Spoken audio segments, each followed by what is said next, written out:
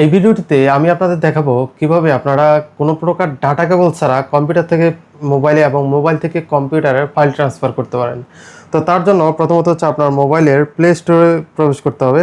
মোবাইলের প্লে স্টোরে আসার পরবর্তীতে এখানে অ্যাপটিভি ফাইল সার্ভার এই সফটওয়্যারটি বা এই অ্যাপসটি ইনস্টল করে নিতে হবে। তো ইনস্টল করার পরবর্তীতে এখানে এটিকে ওপেন করে নিতে হবে। ওপেন করার পরবর্তীতে এখানে প্রথমত হচ্ছে যে স্টার্ট বাটন, এটিতে ক্লিক করতে হবে।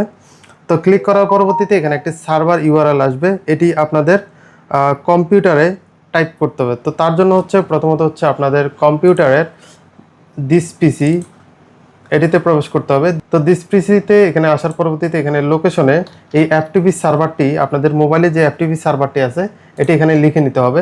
লেখার পরবর্তীতে আপনারা দেখলেই বুঝতে পারবেন যে আপনাদের যে মোবাইলের ফাইলগুলো আছে, অর্থাৎ ফাইল ফোল্ডার যেগুলো আছে সেগুলো কম্পিউটার শো করবে।